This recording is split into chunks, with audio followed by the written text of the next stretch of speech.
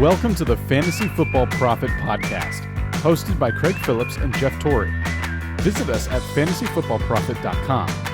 And now your hosts, Craig and Jeff. Welcome everyone to the Fantasy Football Prophet Podcast. I'm Craig Phillips, joined as always by Jeff Torrey, and today we're talking Week 14 in the NFL. And well, usually this episode over the last 3 years has been a pretty depressing episode, I would say, Jeff. I mean, most people, whenever we come on the Week 14 first week of playoffs, the last 3 years, it's been pretty terrible. But hey, you got a victory. You're going on to the championship here. I went big and it paid off. It feels good. And honestly, I'm not even, I lost pretty big, but you know what? I'm not going to lie. You making the playoffs in general. That was a win, right? Yeah, that was the win. That was the win. That was the whole goal. Get myself to the playoffs with my crap team starting in a bad hole in keepers and auction. The rules can really put you in a hole for the next season. Hey, I felt that was a win. And I'm still going to lose by like 60 probably or something ridiculous. And I had Drew Brees. So that shows how bad my team was today. Drew Brees in his 50. But yeah, hey, it's good. You got the victory, moving on. Maybe you can get a championship finally in year 10 of that league. That's what I'm hoping for, baby. But all right, let's go game by game here. We'll see how the day went. We'll start off with Falcons, Panthers. Falcons, the good Atlanta team showed up today. You never know which one's going to be there. Today they win 40-20. And some weeks they can look like this and all of a sudden look like a really good team with Matt Ryan, 313 yards, 2 touchdowns. Devontae Freeman gets himself 84 on the ground and a touchdown. And then, Julio didn't really do much, but Ridley does 5 for 76 and a touchdown. Julio only had 5 for 66. But it's like the good Falcons team showed up and it looks pretty good on the stat sheet for them, for most of the players. Yeah, I mean, yeah, this was what we were hoping for kind of all season, especially Matt Ryan owners. But Devontae Freeman looked very good. And, he has so many people to throw to. Ridley and Jones and Hooper being healthy now, it definitely changes the dynamic of that Atlanta team. And I can't tell when they're going to do well and when they're not. They're probably one of the most frustrating teams, especially for fantasy-wise. And then they go against the Panthers, who have a few guys that you really rely on, but they held them in check for the most part. Allen, the QB, didn't do a whole lot, but even McCaffrey, they kept him out of the end zone, but McCaffrey being McCaffrey found a way to still make it beneficial, right? I mean, 53 yards rushing, but he puts 82 yards receiving. So he doesn't get a touchdown, but he still gets in double digits for you for fantasy. So you have to love that. DJ Moore, 81 yards. And Ian Thomas, he gets the touchdown, 57 yards on 5 catches. Nothing to write home about, but there was a few solid performances still. Well, McCaffrey's 11 receptions, PPR, man, you're just racking up points. That's a huge day there. And then, back to Atlanta for a second, though, like Julio's actually been, I think, quietly disappointing here for a while. I feel like it doesn't get talked about much, but just in standard scoring, he hasn't been hitting double digits very often here. He's been, 4 straight games in single digits? I think 5 of the last 6. Shoot, you go back even further, and it's even, more. It's 7 of the last 9 in single digits with no touchdowns in that stretch. He had 4 touchdowns first 3 weeks of the season, and there he goes. He's on his no touchdown streak again. Man, I don't know what it is. I mean, like we said, the Falcons, you don't know what team the Falcons team's going to show up. You don't know why this is either. Who knows? It's so hard to predict. With the Falcons and with Julio, I don't understand what's going on there. Ridley's been the better fantasy player for the last 4 weeks now, I think. But hey, you throw Julio in the lineup, you just don't think about it. You can't at this point if you have him on your team. So just odd the way he's been scoring. How about the next one? Ravens, Bills. Ravens win 24-17. Bills, though, I think kind of showed they are a pretty good team. They stayed right there with Baltimore, had a shot, couldn't quite do it, but Lamar, another solid game because he hits 3 touchdown passes, only 145 throwing, and for him, only 40 rushing is pretty low. So Baltimore, offensively, this wasn't the biggest day for him, but still, on a day that's not great for Lamar Jackson, he gets it done with 3 touchdown passes. He just continues to do it. Yeah, what else can I say about him? I keep talking about what if. I mean, if he is able to increase the passing yards on a consistent basis, I mean, we talked about who you would take number one overall as far as QBs next year. And, we're a little bit split. I think Craig is a little more sold on Lamar, and I would probably take the safer option and still go Mahomes. But, if he does increase that, where he's hitting 250 on a regular basis, it'd be very difficult not to pick him. Yeah, I mean, I just think he's, in his bad days, he still is good. So I'm going to have a hard time not picking him as a top quarterback. But on the other side, Josh Allen was a guy we thought, he puts up fantasy numbers. Today, he just didn't find, it wasn't there. Only 2 carries, so he only actually scrambled twice for 9 yards, threw 146 yards and a touchdown. Baltimore's a tough team, though. That's really tough to play against. So Allen struggled. But on the plus side, Devin Singletary, again, looked pretty good. 17 carries, 89 yards, 6 catches, 29 yards. He continues to be good. I really like his prospects for next year. I think Singletary is going to be. Maybe I could see him being one of those overhyped guys, though.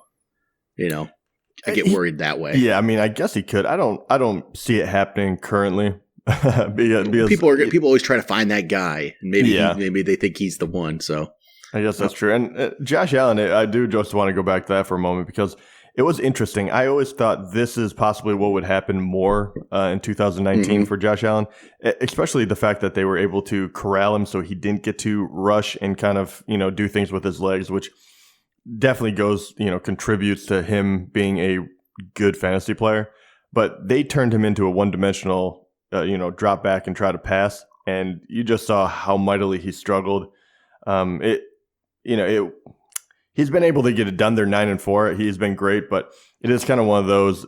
Is this going to be the blueprint moving forward, or do you think that Josh Allen, if he's going against not one of the top 4 or 5 defenses, will just be able to do what he usually does? I think as long as he's not going against one of these top defenses, he'll be fine. But that's the kind of player I think he is.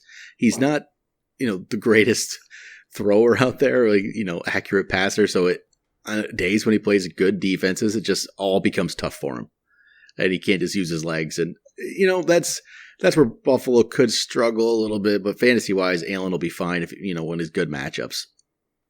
Hopefully, he just gets a little better. He needs to throw the ball a little more accurately. He's just not there at all yet, but I think that'll improve for him. How about we'll go to Browns, Bengals. Browns win 27-19. Bengals go to 1-12 now in the year. So this game though, I don't care that it's a win. Cleveland has to still feel sick to their stomach. I mean, right? What is going on? I mean, still they weren't able to take advantage of a 1-11 at the time, 1-11 Cincinnati team. Dalton didn't. I mean, no one really did anything, but Mixon, he showed up again. He's been playing pretty good football, even though he's on a very lousy team. 23 carries, 146 yards with a touchdown. Hopefully you played him if you had him because he did really well. Boyd, 75 yards with 5 catches, was a decent play, but everyone else obviously not worthwhile. But the Browns, what I'm talking about, Mayfield, I mean, no touchdowns throwing. He did get one on the ground, 2 carries for 13 yards and a touchdown, but 11 for 24, 192 yards, 2 interceptions. I mean, if you can't get it done against Cincinnati, I have a very difficult time believing that you're going to be able to turn around. I mean, they're fighting to be a 500 team. I just don't know what is going on with them. I mean, we can move on, but I mean, do you have any sort of analysis on why Baker would be so poor this year? Oh, that's just a dysfunctional team. I think, honestly, it's weird to say. It really feels like Baker Mayfield spent too much time worrying about commercials in the offseason. It's weird. Honestly, I just wonder if that's a lot to do with it. The guy really didn't spend his time in the offseason getting ready. I don't know. It's weird. I don't understand it. He showed such promise last year. And this year he adds Odell Beckham. I mean, he has Nick Chubb, Kareem Hunt, and this is what's happening? Like, how is this possible? I mean, his offensive weapons are absolutely stacked, which is why everyone loved him going into the season. I mean, he's finally getting Njoku back. But Odell Beckham has been wasted on this team. I thought he was being wasted with Eli. And you almost have to give it to Eli now. Like, at least he got him the ball. Right. I mean, 2 catches for 39 yards. Landry still did what Landry's been doing. He's been solid. 4 catches for 76 yards. And Nick Chubb has been great as well. He only got 15 carries, but he went over the century mark. Kareem Hunt, though, once again gets a touchdown rushing, taking it away from Chubb. So I don't know how that is going to play out. But this whole thing is very, very intriguing to me. And I do wonder, and this is a little bit of a side, so I don't know how many people play Dynasty or anything like that. But if you do play Dynasty, what is your thought on trying to trade low for Baker Mayfield? Do you think that he will turn it around? Do you think this is a 1-year slump? Or do you think that he's not worth the trade? I wouldn't give up much for him, but I think he's better than this, and I think he will be better than this in his career. I just don't know. I mean, I think this Freddie Kitchens isn't the guy for the job. I think it's a lot of that. And maybe the Odell Beckham thing just doesn't work either. I don't know. I think he's going to be better. I think Baker's going to be fine in the future, but they need some changes for that to happen. But yeah, if you can get him and not have to really give up much, because at this point, people have people have given up on him already. So yeah, I'd take a chance on him though. I think he's going to be better. He can't be much worse. No, he can't, unfortunately. But all right, how about Packers, Redskins? Packers win 20-15. That's not a very great game for them, I guess. But hey, a win's a win. Now they're 10-3. Rodgers, 195 yards, a touchdown. He threw the one touchdown to who the heck even was that? One of their backup tight ends, Robert Tonyan. I don't even know how to say that guy's name. Didn't go to Devontae Adams. Didn't go to anybody like that. Devontae Adams only 4 for 41. But Aaron Jones he's all or nothing this year. He's had some massive games, and he follows it up with nothing games. But this is one of his great games. 134 on the ground, 58 receiving, and a touchdown. Man, he goes big or he just does nothing. Yeah, and Green Bay has been quietly, I mean, I say quietly because you look at their record, they're 10-3, and you're kind of like, wow, I did not expect them to be quite that good, especially when Aaron Rodgers isn't putting up major numbers. My problem with Green Bay, and I'm not sure if you have a bead on who to play and when, but against bad teams, like this was the perfect example. You think that Aaron Rodgers can torch a Washington team, right? But they just kept giving the ball to Aaron Jones. So against bad teams, are you more likely to play Green Bay running backs and then teams that can score go with Aaron Rodgers, or vice versa? It feels like maybe these bad teams are they can just run the ball. They don't have to do too much. I'm good with it, with playing them in those games. Rodgers, it's like they don't need him to do a lot sometimes in these games. They're not pressing it, is almost what it ends up feeling like. Yeah, because but then again, last week against the Giants, Jones didn't do anything. But that has to seem to be, I don't know. It's weird. This is one of those offenses I don't know what's going to happen week to week. I just don't get it. I don't know. It's weird. Rodgers is the up, and it's so crazy to me. Look at these numbers. I would just hate playing guys like this. I can't believe Aaron Rodgers became one of these guys where he's had games of 14.9, 10, 11.5, 13.4, but then a 36-1, 33-1, 53.8. Man, that's frustrating, I guess. That's why I like Lamar Jackson so much. Right. I know. You know what you're getting, right? I mean, the rushing really does buoy these guys. Even Josh Allen, besides for today, he has been more consistent because he can rush the ball. I mean, you look at everyone almost, even Russell Wilson, and Mahomes would be the only other one that's just kind of a pure passer, but he's just kind of a different breed, if you will. Well, usually Russell Wilson, but tonight, fourth quarter, 10 minutes left, he only has 6.9. That's true. That's very true.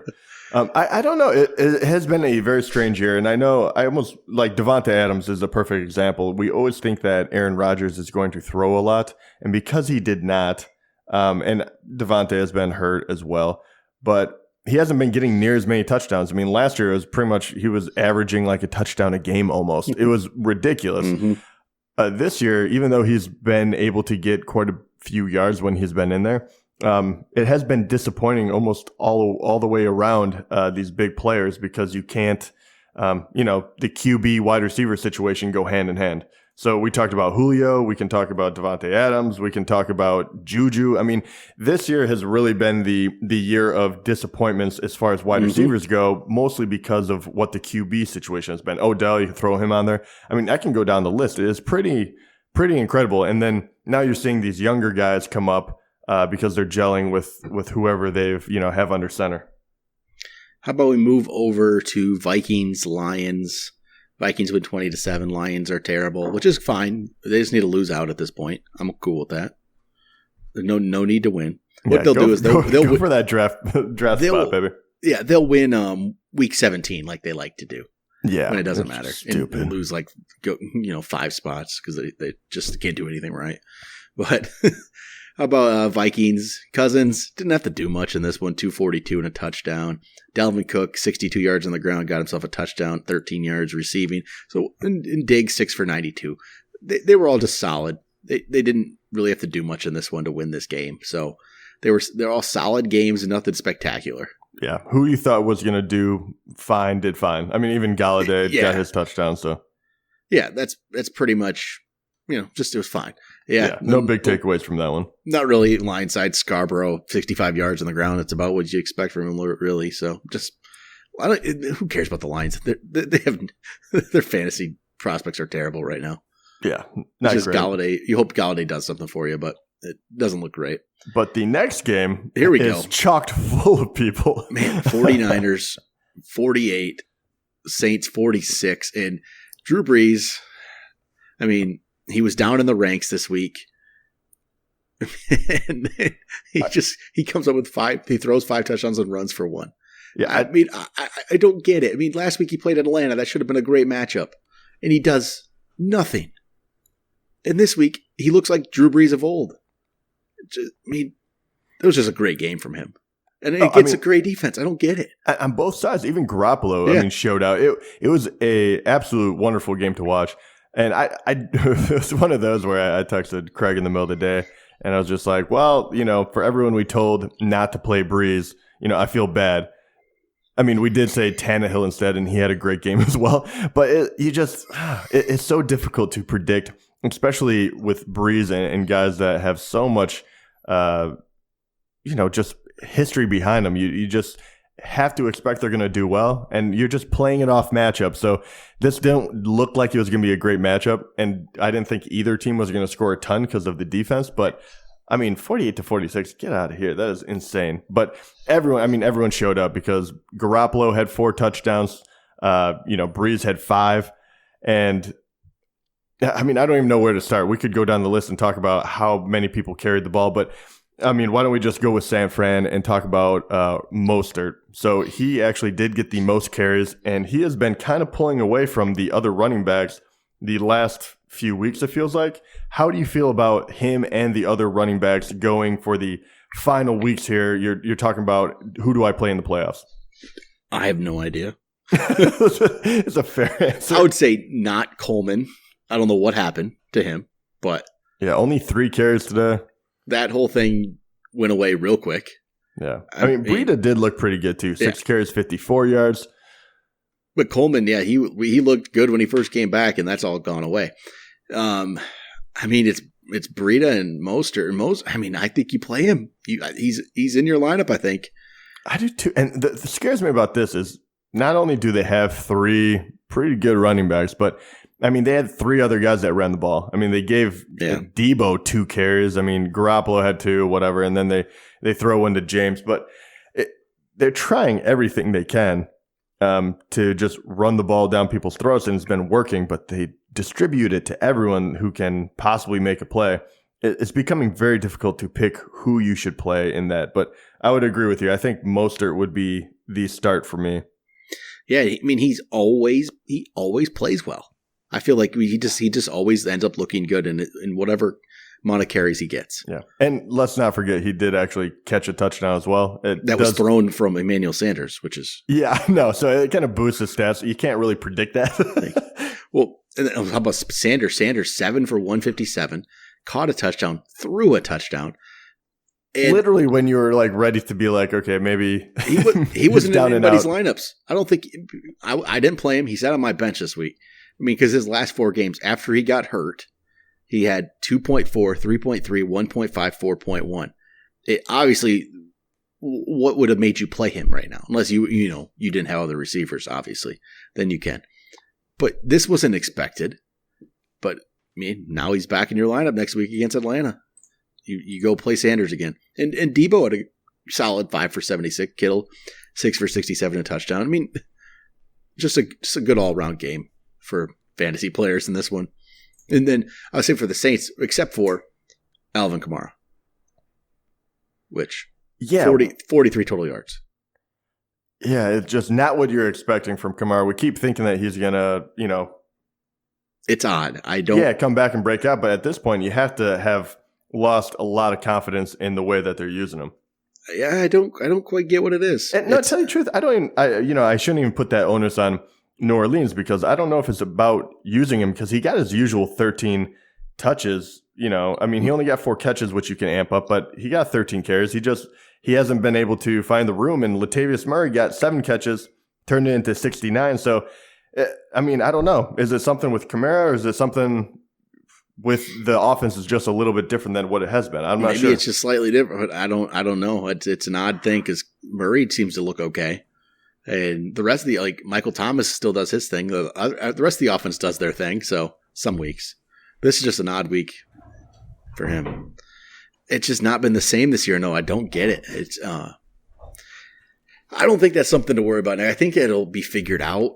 It's disappointing if you picked Kamara and we're expecting the old Kamara. Yeah. But Michael Thomas, 11 catches. We didn't even say his name yet. 11 to just 134 yards and touchdown. This guy's ridiculous. Yeah, he's just good. And Jared Cook was on his way to having a ridiculous day before he got knocked out with a concussion. So only 2 catches, but both of them touchdowns. Right. That works. How about Jets Dolphins? Jets win by 1. Very, very exciting there. Darnold, 270, 2 touchdowns. Powell, 74 yards on the ground. Robbie Anderson, nice game, 7 for 116 and a touchdown. He's had some solid games, but he's, again, somebody you don't know when you can fully trust him. But it's been 3 in a row where he's been double digits. The 5 before that, though, were 1, 4.3, 3.3, 1.1, 6.6, and then he goes double digits for 3 straight. So he's hard to trust. I don't know. Especially on that team. And really it's so sad to say because it's Miami against the Jets, but the big story here is the fact that Bell didn't play. So I'm sure that is what most people are going to be talking about with this game, not necessarily what anyone else did. Yep. Because you have Bell in the playoffs playing Miami. You have to just be like rubbing your hands together. Like, I planned this out perfectly. And then you find out this morning, like, no, he's not going to play against one of the worst defenses. I'm going to say the Dolphins side of thing, there really isn't anything fantasy-wise here. Devontae Parker got hurt, and, his streak of good games ended because of that. So who knows what it would have been. It was got a concussion in the second quarter. So other than that, what was it? Ford there, 6 for 92, which absolutely no one even has rostered. So it doesn't matter. Yeah, not a whole lot else there. No, just that kind of game. How about Colts, Bucks? And this is the perfect Jameis Winston game. 4, he throws for 4. He runs one in and he throws 3 picks. Yeah, 4. Oh my gosh, 456 yards. That is Jameis Winston game. That's everything there. That's the whole game. And he got taken out because he got hurt at one point. Comes back in. That's just Jameis Winston. For fantasy purposes, he might not be great right now as an NFL quarterback necessarily because of the picks, but he makes up for it. Even in a game where he throws 3 picks, he has 42.7 points. Yeah, he threw for, I couldn't say almost, 456 yards and 4 touchdowns. If you just look at that, it doesn't matter what else he does. No, he was 9th in the NFL and for fantasy as the 9th best quarterback headed into this game, and he gets 42.7. He's going to end up as one of the top quarterbacks in fantasy this year. And this is what he does. I hope he's back next year. I think it's exciting.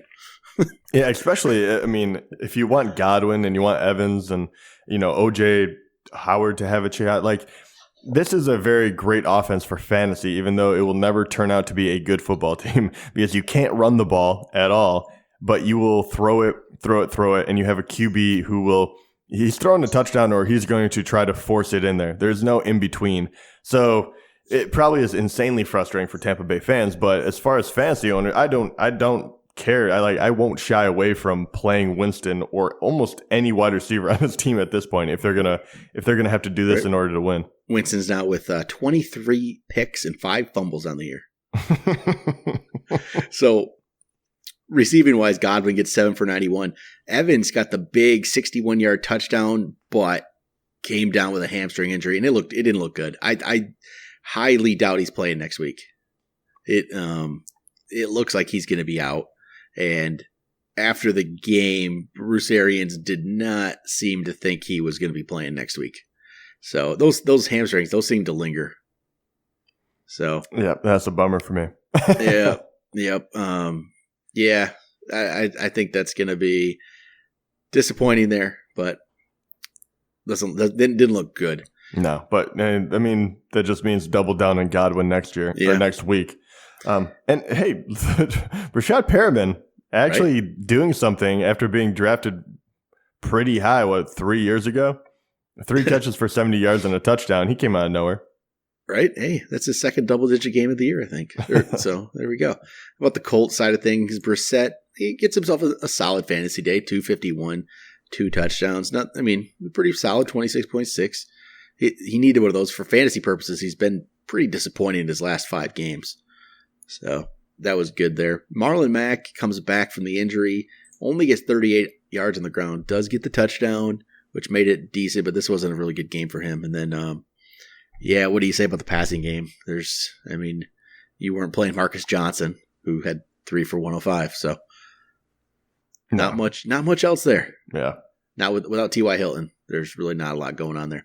How about the Broncos beating up on the Texans, 38-24? Where the heck did this come from? This is hilarious to me. And Locke, he looks pretty good. Yeah, wow. Beyond impressive, really. As far as not being just being a rookie and getting thrown in there at the end of the year for a team that was 4-8, like very much struggling.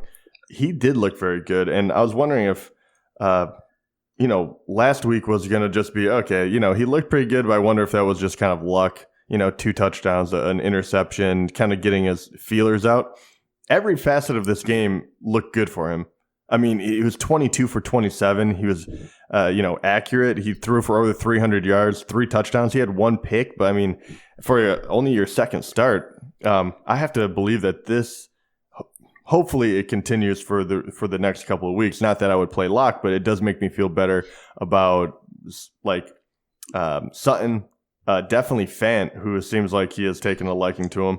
And perhaps Lindsey Freeman throwing to them out of the backfield. So, you wonder if going to a rookie quarterback would have killed their production, but I don't think it's going to. No, I'm impressed with him. I hope this continues. We've been, if he hadn't been hurt this year, he probably would have became the starter a lot sooner than he did. Obviously, Flacco did get pulled eventually, but they had nobody backing him up at the time. If Locke had been there, I think it would have happened earlier. Yeah. And I'm very happy about this as well because I did pick him up in the dynasty. You did? Dang it. I was just thinking about I was looking for a quarterback, hence why I was asking about Baker too. But Luck retired and then Roethlisberger went down for the entire year. So I was left with pretty much nothing. I've been playing Brissett a lot, but Locke, maybe he's the future, hopefully. There we go. Noah Fant had a good game, I'll say. Not 4 for 113, a touchdown. Not much from Sutton, 5 for 34, but there'll be some of those games, which actually kind of surprising. You see 38 points from the Broncos, and you would have thought Sutton would have done something.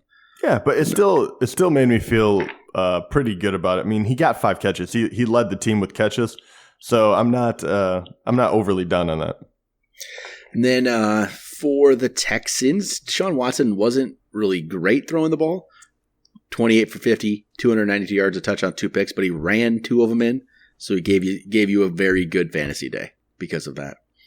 And hey, that's all that matters in this. And then DeAndre Hopkins, 7 for 120 and a touchdown, which good to see from Hopkins. He's had now 3 pretty good fantasy days in a row after he was slightly disappointing. But he was disappointing in the way that he wasn't putting up big numbers. But 2 of the last 3 have been big numbers. Before that, he was just getting into double digits barely. But he's still DeAndre. He's fine. He's going to end up as a top 5 receiver for the year again, even in a maybe slightly disappointing season. But yeah, it's not terribly disappointing. Just I guess yeah, you expected maybe, yeah. But you didn't get Michael Thomas. You're not getting those numbers, right? You were hoping for a few more touchdowns, and you're right. I mean, if you look at it, I mean, weeks 2 through 6 were very disappointing, and then he started coming back. But yeah, the last few weeks he's looked more like himself, and really the touchdowns came back and the bigger plays, and Will Fuller was out today, but so Hopkins soaked up all the other looks. How about Chargers, Jacksonville here? 45-10 for the Chargers. Just destroyed Jacksonville. Rivers threw 3 touchdowns, 314 yards. One of them went to Eckler. One of them went to Mike Williams. One of them went to Hunter Henry. None to Keenan Allen, who had 5 for 83. Eckler, though. Austin Eckler's the story here. 8 carries, 101 yards. 4 receptions, 112 yards. That's a massive game. And I had to go against him. That was fun. But 27.3 in standard scoring. So, 31.3 in PPR. This is a huge game from Eckler. And that's with Melvin Gordon getting himself 12 carries, 55 yards, and a touchdown. But Gordon, he was fine. But Eckler's never gone away. And what we were just talking, I think, the other day, we're going through some of the ranks, and he was 8th for the season. This just boosted him even higher. Yeah, I thought at some point it would really hurt him, but he's been he just finds a way to score. I mean, he's been great, and Gordon hasn't been bad either. So it'll be very interesting next year. I mean, obviously, if you're in the playoffs, you're probably playing Eckler and Gordon. I think they're both playable, but next year it'll be very interesting to see what happens with this backfield. And then Mike Williams gets his ridiculous yards per catch average goes up even more this week with the 2 for 63. And I was actually kind of surprised. That was his first touchdown of the year. So, he's been a big play guy, but it hasn't resulted in touchdowns until now. And he had, 11 last year? Something ridiculous like that? Yeah, very strange. I mean, LA in general, the Chargers have been one of my more disappointing teams, kind of. It sounds weird coming from them, but Keenan Allen kind of fell off. Williams never really amounted to too much. Henry got hurt. Gordon held out and then came back, so it kind of messed with you for a while, even though Eckler was great. But they just never really got it going, and today was more of what I thought it was going to be. I mean, 45 is a lot, but I thought that they would be able to put a lot of points up, especially going through the air. Today is the perfect example of what could have been.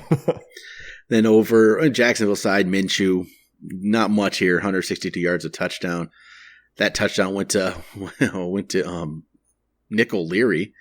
And then DJ Chark, 9 for 75. He did leave with an injury.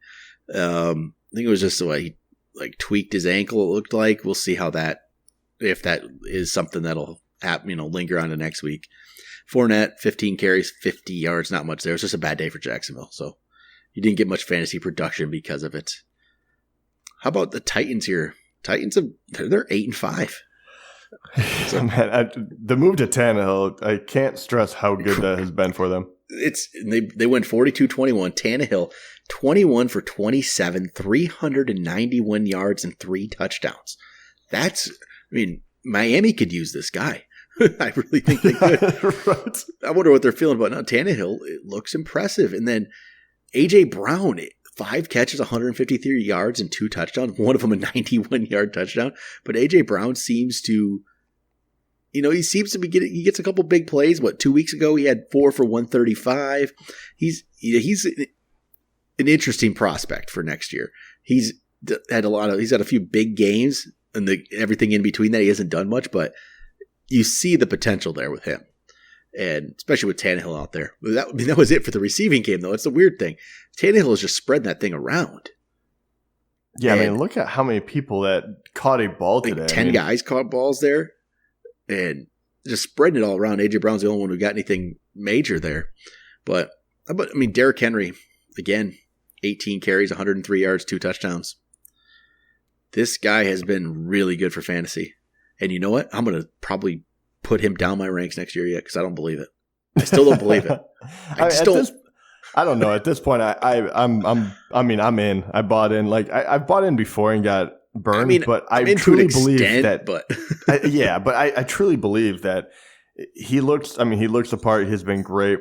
And I think with a quarterback that can spread the ball out and pass effectively, it's opening up so many alleys for Henry to run through, and he is exploiting them all right now. I mean, he has been really phenomenal. I have to take my hat off to him because I was a doubter because I've seen it how many times. I mean, both of us just so up and down all the time. But he's been phenomenal. Yeah, he is going to be top 5 draft pick next year, probably. I would say. McCaffrey's going to have to go off the board number 1, but there's going to be people telling you to draft Henry number 1. I can just see it.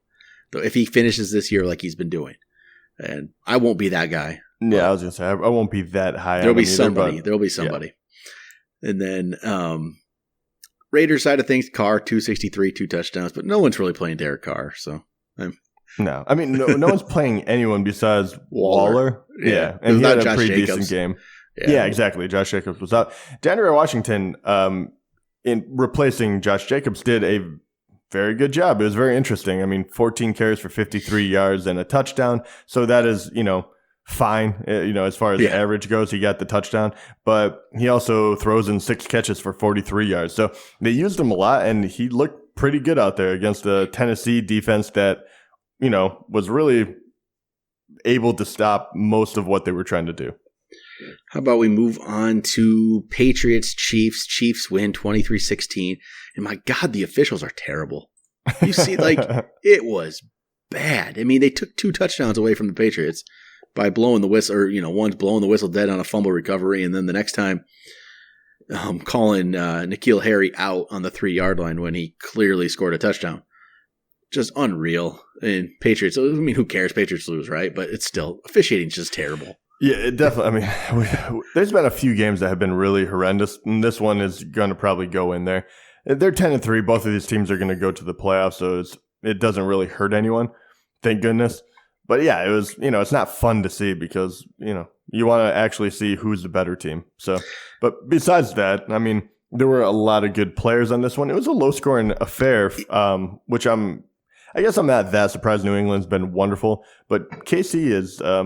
I always think that they're able to overcome so much, and this year they have come back down to earth. Still 9-4, they're still very good.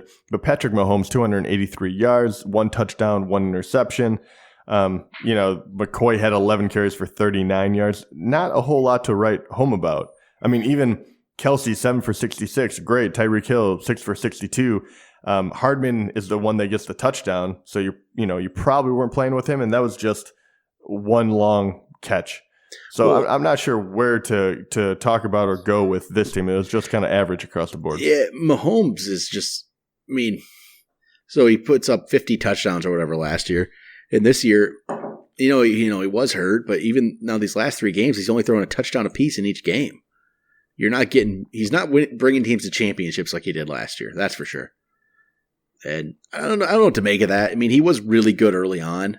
He, first 3 games, I don't know what really changed. Maybe it's just the lack of a real running game, I think, is kind of hurt because they really don't have that now. I agree with you. And honestly, I do chalk it up to it is against New England. At New England is probably the toughest game on their schedule. Yeah. And even with missing, he missed 2 games. I think he was still ranked in the top 10 going into this. So I think at the end of the year, he'll still be a top 10. I mean, he could have one big game and end up being a top 5. But I think it's interesting, but I'm not overly worried about it. Then Patriots side of things, Tom Brady 169 yards and a touchdown on a pick. It's the same thing. It's just average performances around the board. Edelman's been good, right? That's it. Yeah. 8 for 95 touchdown. Edelman has a good game. It was just that kind of game. It was a good game. I enjoyed watching that game at the end there. It was fun to see if Patriots could come back, but it just wasn't a good scoring wise. Fantasy game, yeah. Yeah. And how about Steelers? Cardinals. Steelers win 23-17. Somehow the Steelers are 8-5. Dude, that is hilarious to me. I remember, I don't know how many episodes ago this was, how many weeks ago, you said they were a bad football team. No, I know. I got crushed online about that one. And I do have to admit it, though. Offensively, they have not been good, but their defense is really that good. Look at this team and what happened. Hodges was 16-19, 152 and a touchdown. Well, I love they're playing their 3rd string quarterback. I mean, Snell is their, starting running back at the moment. Snell disappointed me. Yeah, I mean, Juju's not playing. This team is so bare bones offensively. It's just amazing they're able to pull these wins together. It really is. I mean, Tomlin is going to get all the credit in the world now for this. He should. And can you imagine if he actually had a healthy Juju and Roethlisberger and Connor and had all of his weapons? You have to believe that they would be maybe not with the big boys, but a legitimate contender to make some noise in the playoffs. Yeah, but I mean, let's say fantasy-wise, there's just not much to go off here. No. I mean, Deontay Johnson had himself a good game, but one was the punt return touchdown, then he caught a touchdown. So, I mean, Yeah, really, and let's be honest, who is playing him right now? Not many people. Yeah. So Cardinals, Kyler, he throws 2 touchdowns, but throws 3 picks. Not much there for him. Christian Kirk, 8 for 85, solid. And then David Johnson caught himself a touchdown. Hey, look at him. Look at him go. He's not retired yet. Yeah. And that's still, with that touchdown, that 24-yard touchdown, he still only gets 11.3 points. He did nothing else. Man, that fall for David Johnson, even with the touchdown today, that fall for him is just crazy to me. Like, Yeah, he has quick. to be hurt, right? Like I have to believe it. I mean, I think that's why they went out and got Drake, and I think They they're knew building, it. and they're kind of like next year. Next year Yeah. we'll do something. But all right, I guess the only other game is the one that's still, it's not quite wrapped up. It's Rams Seahawks, and we can talk about it real quick. It's Seahawks have the ball here under 2 minutes. Russell, you feel like he's just going to get you some more fantasy points here from some, that's just what he does. But Rams looked pretty good today, for the most part. Finally, Gurley 23. They gave him 23 carries. They said they were going to give him the ball, and they did. It's only 3.4 yards per carry, but he got a touchdown, caught 4 for 34. So it's a solid game. Yeah, and For what we've been getting. But I mean, even though he didn't, it doesn't show up as like monster numbers. I mean, it just goes hand in hand. I don't understand why they're trying to keep him healthy. Good for them. But at the same time, when you're struggling, you are going against the 10-2 Seahawks. You give Gurley 23 carries, and then you're beating them soundly, and you start wondering why that is. I mean, it's a very connect the dots. I mean, it's like he helps Goff so much because Goff has been struggling as well. He had a good game. I mean, he did have 2 interceptions, but 293 yards, 2 touchdowns. He did what he needed to do in order to win the game. Well, then it sucks for Gurley owners that Malcolm Brown got the 1-yard touchdown, because as of now, Gurley is 17.3 in standard. That would have been a good 23.3 game right there, and still a pretty solid here, but nothing. There goes Russell throwing a pick in that one, so that's going to end that thing. But Higbee, I'll say Higbee, 7 for 116. Without Gerald Everett in there. It's a pretty good performance there. Higbee's interesting. 7 for 107 and a touchdown last week. 7 for 116 this week. Is he a must add at tight end? I mean, at tight end, yeah, why not? Yeah, I think he has to be at this point. Other than that, though, Wood 7 for 98 touchdown, good game. Cooper Kupp gets himself a touchdown, but he has not been the same player. Since that he was at the beginning of the year, the first 5 weeks, the guy was ridiculously good, and even with touchdowns the last 2 weeks, he hasn't been as dominant. But that's just, I think, the overall team today. I mean, like I said, today's like the first time they've get a good win. But yeah, and I do have to kudos to Robert Woods, and if you're playing him, good for you as well, because he stuck with it. And honestly, the last 4 games he's played or so, especially after Chicago when he missed that one, the last 3, he's looked really, really good. I mean, he finally gets a touchdown today to, amp him up. But, I mean, look at this against good teams as well. So, week 12 against Baltimore, 6 catches for 97 yards. Okay, great. At Arizona, 13 for 172, which is Arizona, but still 172 yards is ridiculous. And then today, 7 for 98 and a touchdown against a very good Seattle team. What do you think about him going forward? Because he does have at Dallas, at San Francisco, and then if you are playing Week 17, he's going against Arizona again, which I think we can agree you can play him. But at Dallas, at San Fran, what are you feeling? Okay, this team just in general is another one of these I don't know what to expect from anybody ever.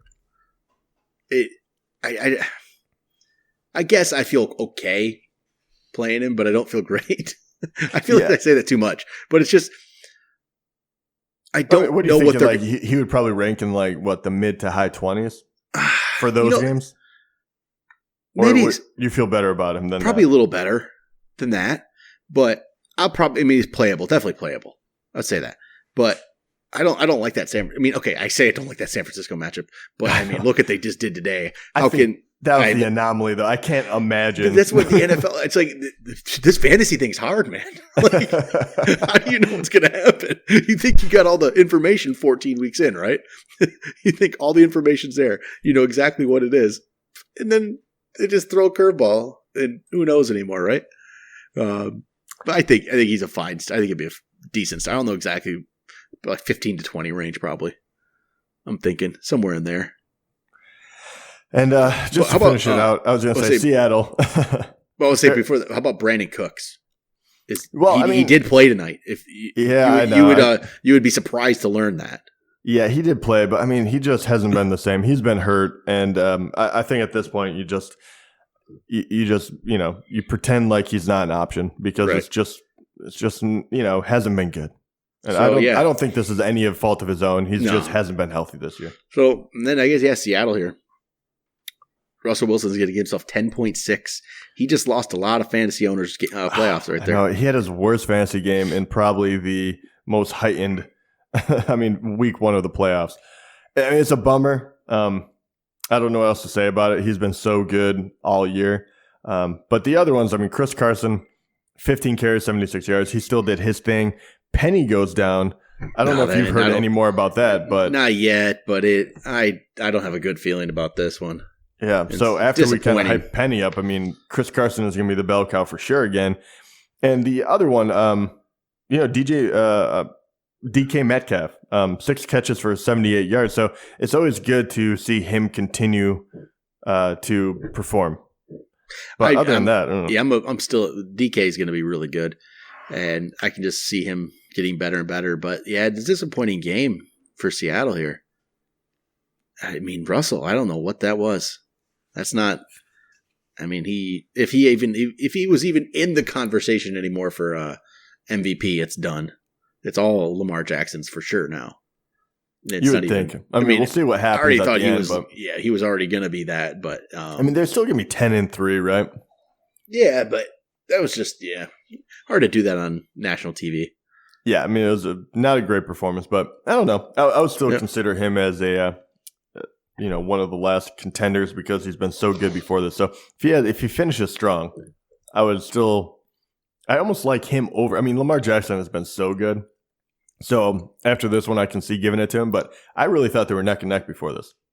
Yeah, I think it's all Lamar now. I really do. You might be right. But all right, that's it for Week 14 recap. We'll be back tomorrow night.